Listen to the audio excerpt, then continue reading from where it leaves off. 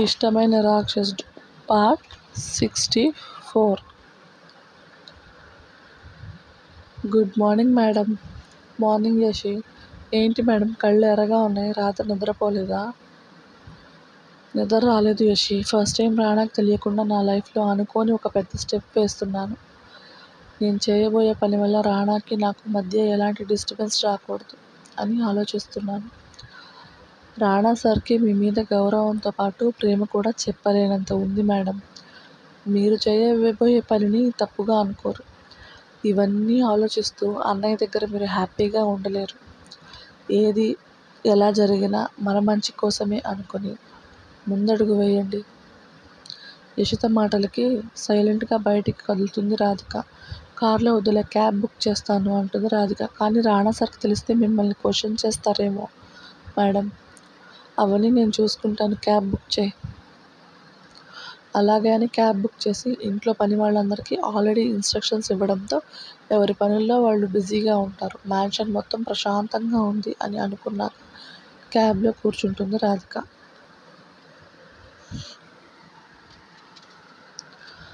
Madam క్యాబ్లో వస్తే Rana sir security మిమ్మల్ని follow చేస్తారేమో కదా. వాళ్ళని నేను మేనేజ్ చేస్తాలే యశి, ప్రాబ్లం లేదు. అబ్బో, ఏం చెప్పి మేనేజ్ చేశారు మేడం? ఏముంది, కంపెనీకి సంబంధించి ఒక ఇంపార్టెంట్ ప్రాజెక్ట్ డీల్ చేస్తున్నానని, దానికోసం చిన్నాకు తెలియకూడదు సర్ప్రైజ్ ఇవ్వాలనుకుంటున్నాను. సో మీరు మీ పని నా దగ్గర కాకుండా ఆఫీస్లో చేసేయండి అని పద్ధతిగా చెప్పాను. మీ పద్ధతిలోనా మేడం? హిహి, అంతే కదా మరి అని ఫ్రంట్ మిర్రర్లో తనని తను చూసుకుని రాధిక శారీ ఎలా ఉంది అని పక్కనే ఉన్న యశితను అడుగుతుంది. ఈ శారీ అన్నయ్య గిఫ్ట్ కదా, నీకెలా తెలుసు? అన్నయ్య సెలక్షన్ నాకు తెలియదా అని గర్వంగా అంటుంది యశిత. అబ్బో పెద్ద గొప్పలే అని సైలెంట్గా ఆలోచనలో పడుతుంది రాధిక. ఆమె ఆలోచనలోనే టెంపుల్ దగ్గరికి చేరితే బైక్కి ఆనుకొని నిల్చున్న కృష్ణ రాధిక కోసమే వెయిట్ చేస్తూ ఉంటాడు. క్యాబ్ దిగాక కృష్ణ కోసం చూస్తుంది రాధిక. అతను చూడగానే కళ్ళల్లో మెరుపులు పుడితే మనసులో మాత్రం నా కిట్టయ్య ఎప్పుడూ అందాల రామయ్య అని మురిసిపోతుంది. కార్చిన జొల్లు చాలు, పదండి మేడం. నా మొగుడిని చూసుకుంటే నీకేంటే నొప్పి?